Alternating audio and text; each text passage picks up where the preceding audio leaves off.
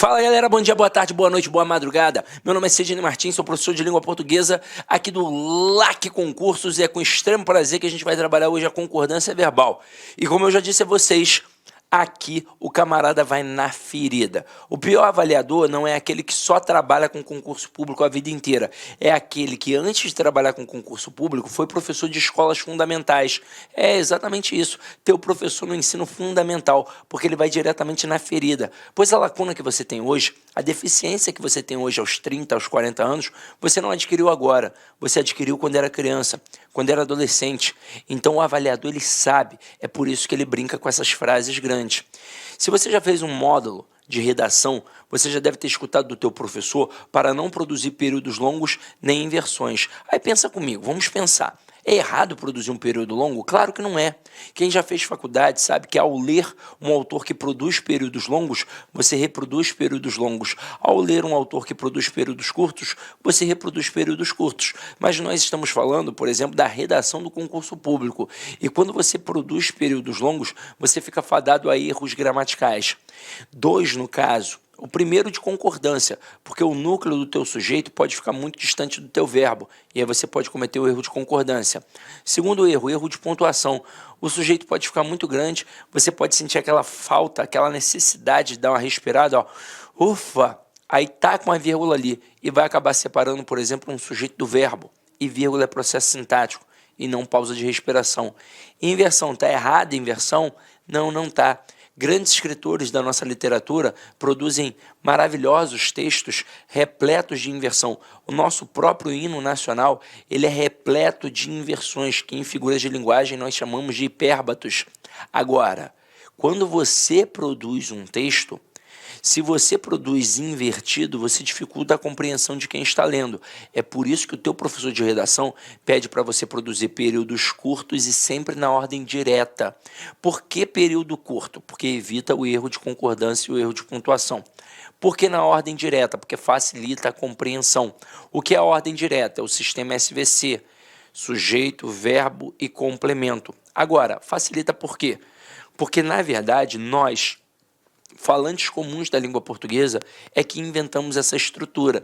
Não foi o Bechara, nem o Celso Cunha, nem o Rocha Lima. Por exemplo, qualquer falante de língua portuguesa, seja aqui no Brasil, em Portugal, na Guiné-Bissau, em Moçambique, em Arco Verde, o cara, quando começa a balbuciar, ele não sabe nem flexionar o verbo direito ainda, e ele produz na ordem direta, dizendo assim, ó, eu sabo isso. É assim que a criança faz. Agora, quando começa a aprender um pouco mais da nossa amada Flor do Lácio, a nossa língua portuguesa, o que qualquer pessoa começa a fazer? Começa a se aventurar. Ah, agora eu começo a fazer inversões. E é daí que o professor de redação tira esses conselhos. Mas pega agora para a prova objetiva. O que o professor de redação pede para você não fazer? Períodos longos. Aí o que o avaliador faz? Períodos longos. Porque ali haverá erros de pontuação, erros de concordância, e se o aluno não estiver ligado, ele não vai pegar. O que ele pede, o professor de redação, para você não fazer?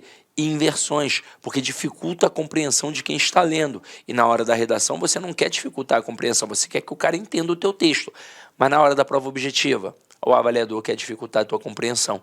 É por isso que nas questões de concordância verbal, principalmente, nós temos períodos muito longos e invertidos. Qual é a dica? Qual é o bizu? Sempre procurar o verbo, achar o sujeito e ficar ligado em quem de verdade é o núcleo do sujeito. Então acompanha aqui comigo, já uma pegadinha que poderia cair na tua prova. Eu coloco assim, ó, o uso de drogas e bebidas nos cursos atrapalham os alunos. Ó, não tô fungando porque eu uso droga não, tá? É porque eu tô resfriado, tá? Agora, se liga aqui. Quando você olha para uma frase assim, num primeiro momento, você acha até que ela está correta, porque você entende a ideia transmitida e tudo escrito corretamente, então parece que está tudo muito ok. Mas para descobrir se a frase está certa ou errada de acordo com a concordância verbal, o bizu é logo achar quem? O verbo. E por quê? porque é o verbo que vai me dizer quem é o sujeito. Não dá para olhar para os substantivos e achar que ali eu vou encontrar o sujeito. Não, eu tenho que primeiro achar o verbo e perguntar a ele quem é o sujeito. Sempre perguntando quem ou que. Então, neste momento, você vai ver que o verbo se apresenta no plural. Mas como eu já disse a vocês, a minha pergunta nunca pode ser de cara no plural. Ela tem que ser no singular, porque pode ser uma pegadinha. Eu ainda não fiz a pergunta, por exemplo, não sei quem é um referente. Então, quem ou que atrapalha os alunos?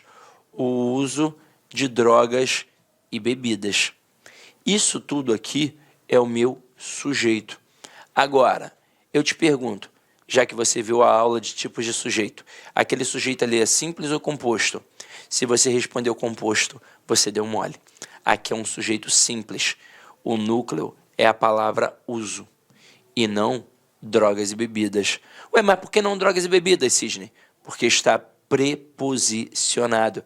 E eu já te mostrei que o núcleo do sujeito jamais pode ser preposicionado. É óbvio que semanticamente a palavra drogas e bebidas acabaram chamando mais a tua atenção. Mas tudo que é escrito não é escrito à toa. Sempre existe uma intencionalidade discursiva. Então, por exemplo, se a minha intenção como autor do texto fosse dizer que as drogas e as bebidas atrapalham sempre os alunos em qualquer tipo de situação nos cursos, a frase seria: drogas e bebidas nos cursos atrapalham os alunos. Eu teria um sujeito composto, o verbo ficaria de fato no plural. Para concordar com os dois núcleos, eu estaria exatamente dizendo isso, que as drogas e as bebidas nos cursos atrapalham qualquer tipo de aluno. Agora, a minha intenção não foi esta. A minha intenção foi dizer que apenas o uso atrapalha. Então aqui pode ter um monte de droga, maconha, loló, cocaína, Zirê, MD, êxtase, tudo. Aí tu vai falar assim, caraca, você entende de droga, eu sou do Rio de Janeiro, irmão. Vamos lá, tô brincando, ó. Vem aqui comigo. Nesse momento, se eu usar a droga, vai me atrapalhar, obviamente. Porque o uso atrapalha. Mas e se eu não usar? Aí não vai me atrapalhar. Não vai fazer nenhuma diferença na minha vida. Então aqui quem de fato concorda com o verbo é o núcleo do sujeito. Como o núcleo se encontra no singular, o verbo vai ficar no singular. Então a frase correta: o uso de drogas e bebidas nos cursos atrapalha os alunos. Pois o que de fato atrapalha é o uso. Até aí, tudo bem? Então aqui a gente já começou a perceber como é que funciona o processo. Vamos continuar com as outras frases.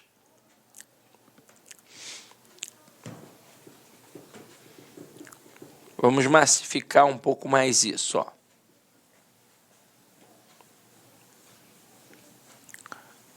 Olha só essa daqui. O som agradável dos cantos dos pássaros acalmam nossas almas intranquilas. No primeiro momento, obviamente que parece certo. Mas vamos lá, vamos descobrir. Eu vou achar o verbo e vou perguntar a ele quem é o sujeito. Quem ou o que acalma nossas almas intranquilas? Aí a resposta: o som agradável dos cantos dos pássaros. Tudo isso é o meu sujeito. Agora, quem é o núcleo do sujeito? Sempre o substantivo, sem preposição. Então, aqui no caso, ó, a palavra som. Então, como o núcleo do sujeito está no singular, como é que tem que ficar o verbo? No singular.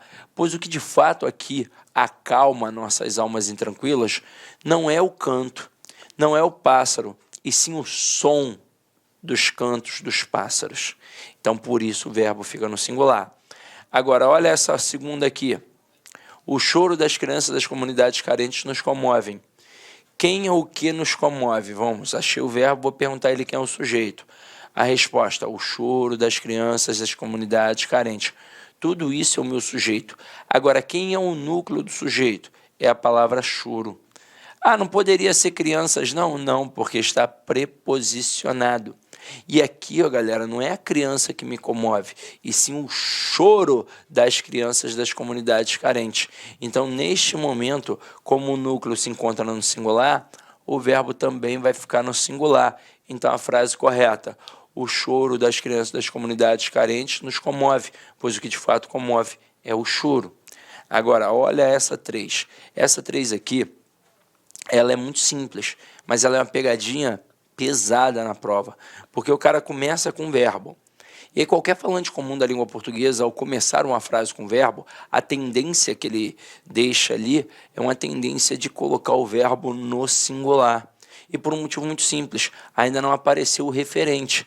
Então, ele tende a colocar o verbo no singular por não ter aparecido o referente. E se a frase ainda for grande e pior, for uma frase que dá para entender, aí ele não vai ver erro nenhum. E olha só o que acontece aqui. Vinha de algum lugar indefinido aqueles viajantes. Não dá para entender a ideia transmitida? Dá. Mas vamos lá, a questão de concordância, você não pode dar mole. Qual é a primeira coisa que você vai fazer? Vai achar o verbo e vai perguntar ao verbo quem é o sujeito. Quem vinha? Aqueles viajantes. Agora que eu achei o sujeito, eu quero saber quem é o núcleo. Quem é o núcleo? Viajante. Núcleo no plural, o verbo tem que ficar como? No plural. Então, o certo aqui seria: vinham de algum lugar indefinido aqueles viajantes. É claro que se essa frase estivesse no processo de ordem direta, ninguém erraria. Será que alguém colocaria aqueles viajantes vinham? Não, todo mundo colocaria aqueles viajantes vinham. Mas quando inverte, já dificulta. Então, gente, o bizu sempre, numa questão de concordância verbal, é achar o verbo, olhar o sujeito e buscar o núcleo do sujeito. E aí sim, se o núcleo estiver no singular, o verbo fica no singular. Se o núcleo estiver no plural, aí o verbo fica no plural. Agora, continuando para a gente massificar, ó. Deixa eu apagar aqui para não ficar poluído visualmente. Aproveito e bebo uma aguinha.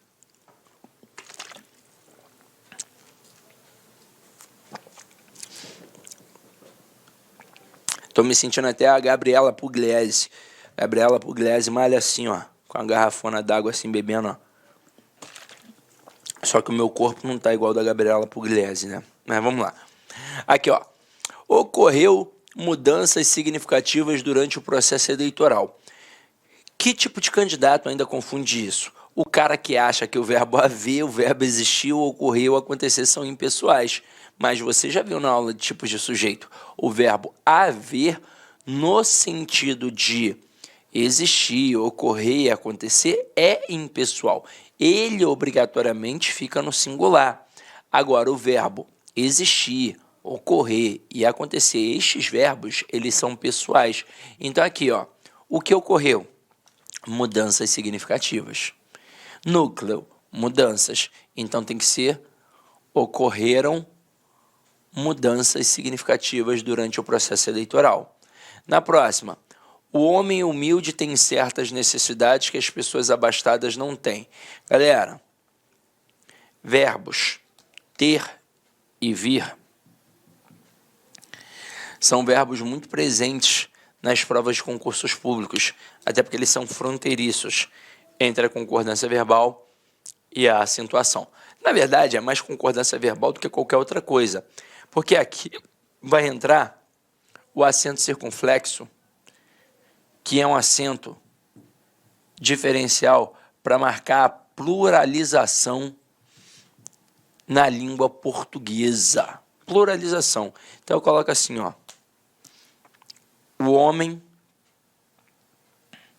tem problemas. E os homens têm problemas. Observe o que acontece na primeira frase. Eu quero saber quem é o sujeito. Eu pergunto para quem? Eu pergunto para o verbo. Então aqui, ó, o verbo. Quem é que tem problemas? O homem. Isso tudo é o meu sujeito. Agora, quem é o núcleo? Homem. Núcleo no singular, verbo no singular. Então, tudo ok. Agora, na segunda frase. Quem é que tem problemas? Os homens. Isso tudo é o meu sujeito. Agora, quem é o núcleo? Homens. Núcleo no plural. Verbo tem que ficar como? No plural. E eu não posso deixar um verbo no plural igual um verbo no singular. Tem que ter alguma coisa para diferenciar. E o que vai ser? O acento circunflexo. Então, galera, na língua portuguesa, o acento circunflexo sempre vai ser a marca da pluralização. Detalhe, isso serve tanto para os verbos ter e vir, como também para os seus derivados, como manter, entreter, provir, intervir e por aí vai. Agora, por que isso é perigoso? Porque na hora que você lê em voz alta, por exemplo, você sequer chega a perceber a diferença, porque a grafia é igual e a pronúncia é igual. Então, o bizu que eu te dou está fazendo questão de concordância verbal, achou ali verbos ter ou vir, ou então um derivado, olha logo para ver quem é o núcleo do sujeito. Esse acento circunflexo aqui, só se o núcleo estiver no plural. Então, volta aqui para a frase, ó.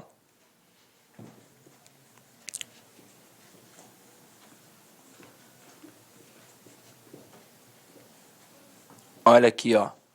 O homem humilde tem.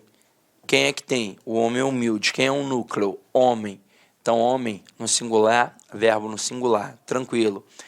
Tem certas necessidades que as pessoas abastadas não têm. Quem aqui agora não tem? As pessoas abastadas. Quem é o núcleo? Pessoas. No plural. Como é que tem que ficar o verbo? No plural. Então, coloca o acento circunflexo. Então, esse era o erro. Questão 6. As crianças da cidade se mantêm alheias a tudo. Quem é que se mantém alheias a tudo? As crianças da cidade grande. Eu não acho que não tinha falado o grande. Neste momento, quem é o núcleo do sujeito? Crianças. O núcleo está no plural, o verbo tem que ficar como? No plural. Ah, Sidney, mas o mantém aqui já tem um acento. Mas tem um acento agudo. Se aqui fosse criança, aí sim eu diria a criança da cidade grande se mantém ali a tudo. Neste momento, o verbo estaria no singular. Mas por que tem aquele acento? Ora, porque é uma regra básica de acentuação. Oxítona terminada em "em", assim como tem a palavra também. Então, tem um acento. E acento agudo é só um pauzinho, então não tem como você confundir. Só um pauzinho é singular. Acento circunflexo, ó, são 2 pauzinhos, então por isso plural. Então, ali ficou faltando acento circunflexo para concordar com o termo crianças. E com isso, a gente fecha a primeira pegadinha da tua prova. Agora a gente vai começar a falar de outras pegadinhas possíveis. Então vamos lá. Próxima pegadinha aqui, ó, é em relação ao sujeito composto. Existe a possibilidade de nós termos aqui 2 tipos de concordância. E vamos trabalhar isso agora com calma, ó. Presta atenção no que eu vou te falar. Olha essa primeira frase. O gato e a gata miaram. Isso aqui está na ordem direta, em que eu coloquei primeiro o sujeito composto e depois o verbo. Quando isso acontecer, eu vou ter aquilo que eu chamo apenas de concordância gramatical. E o que é a concordância gramatical? Uma concordância baseada na soma. É a concordância natural de qualquer falante comum da língua portuguesa. Então, se é baseada na soma, o verbo obrigatoriamente vai concordar com os 2 núcleos do sujeito. Por isso, o gato e a gata miaram. Não existe outra possibilidade.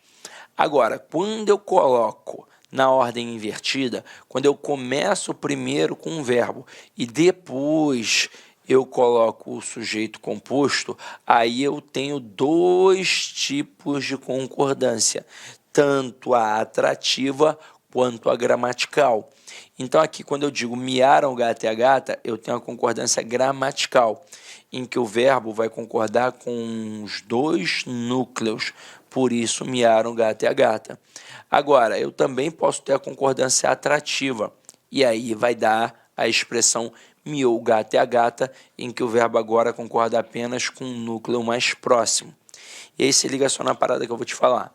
Por que é importante saber isso? Porque às vezes o avaliador é extremamente traiçoeiro. Então, numa questão objetiva, por exemplo, ele pode colocar assim, ó, dentre as opções abaixo, qual é aquela que está em desacordo com o padrão culto da língua? Aí ele coloca a letra A, o gato e a gata miaram. Letra B, miaram o gato e a gata. Letra C, miou o gato e a gata. E na letra D e na letra E, vai falar outras coisas completamente diferentes do papagaio, do periquito e por aí vai. Aí o candidato desavisado vai pensar, é uma dessas 3, pô, elas são muito parecidas.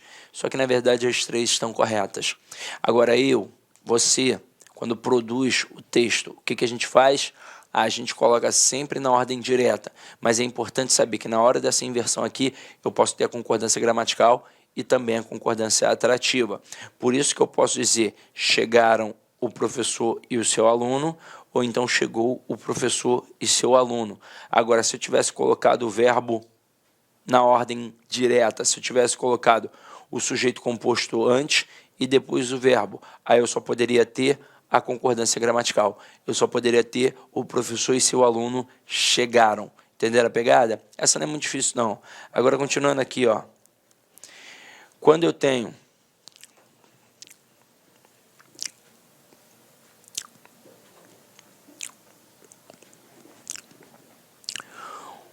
um sujeito composto ligado pelo conectivo ou, eu vou ali, na verdade, avaliar dois aspectos semânticos, o da exclusão e o da simultaneidade. O que seria a exclusão? Eu tenho aqui um grupo.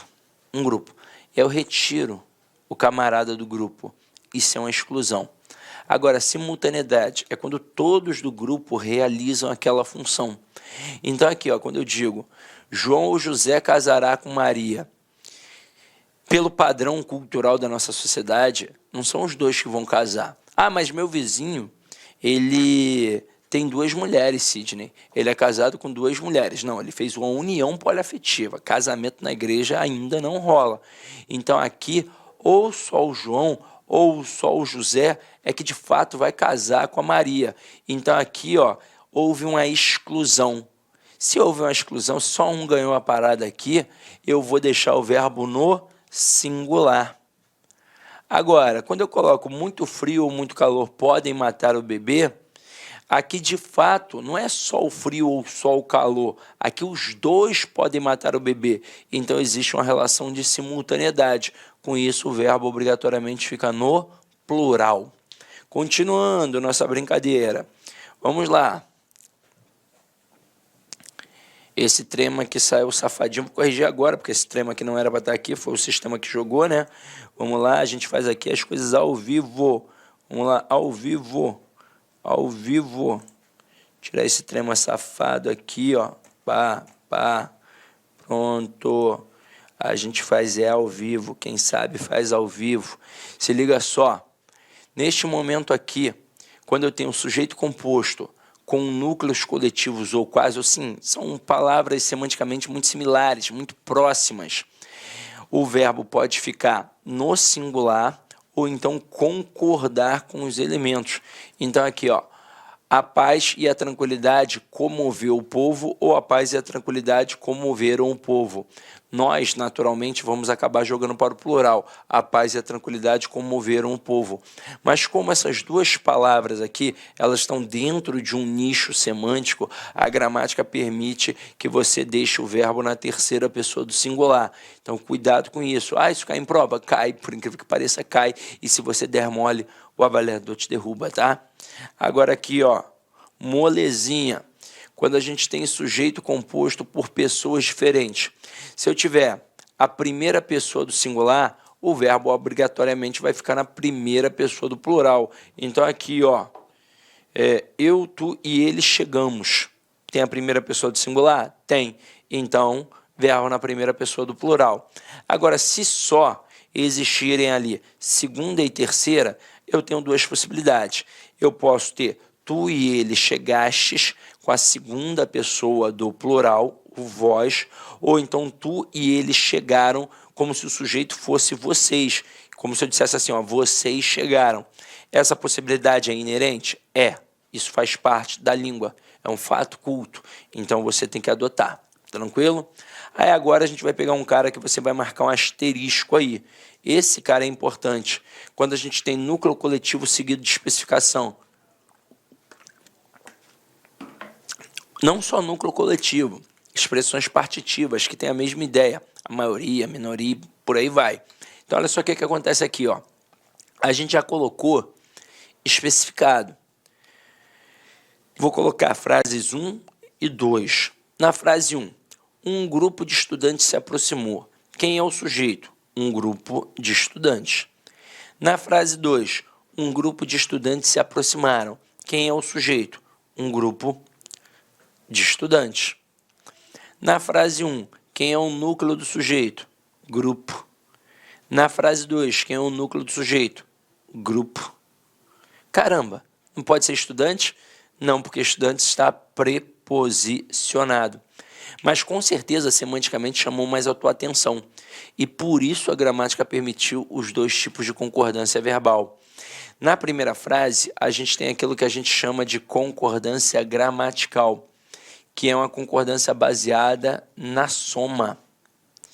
Ou seja, o verbo vai concordar com o referente. E quem de fato é o referente do verbo é o núcleo do sujeito. Então aqui, ó, o núcleo é a palavra grupo. Tudo bem que indica uma coletividade, mas estruturalmente se apresenta no singular. Então, portanto, o verbo fica no singular. Agora, A gramática também permitiu uma concordância atrativa, em que o verbo vai concordar com o termo especificador, na verdade, com o núcleo do termo especificador. Aqui no caso, como esse termo especificador se apresentou no plural, o verbo pode ficar também no plural. Então, posso dizer, um grupo de estudantes se aproximaram. Agora aqui, essa concordância é facultativa. Então, tanto faz dizer um grupo de estudantes se aproximou ou um grupo de estudantes se aproximaram. Tanto faz. Aqui não há a menor diferença. Agora, pode ter pegadinha na prova? Pode. Se o cara colocar assim, ó.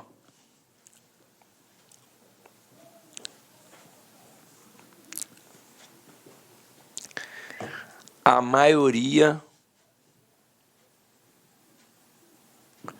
do povo passarão. Certo ou errado? Errado. Mas, Cisne, eu aprendi que essas expressões partitivas, quando são especificadas, o verbo pode ficar tanto no singular quanto no plural. Não. Você pode ter dois tipos de concordância. E aí o verbo pode concordar com o núcleo do sujeito ou então com o termo especificador. Como aqui o termo especificador se apresentou no singular, o verbo só pode ficar no singular. Porque, olha só, o verbo pode concordar tanto com o núcleo quanto com o termo especificador. Tudo bem que maioria e povo indicam coletividade, mas estruturalmente se apresentam no singular. Então, aqui eu só posso ter a maioria do povo passará. E em que tipo de situação eu poderia ter aí, então, Cisne, o verbo no plural? Se eu tivesse colocado a maioria dos alunos. Aí, se eu tivesse colocado a maioria dos alunos, eu teria dois tipos de concordância.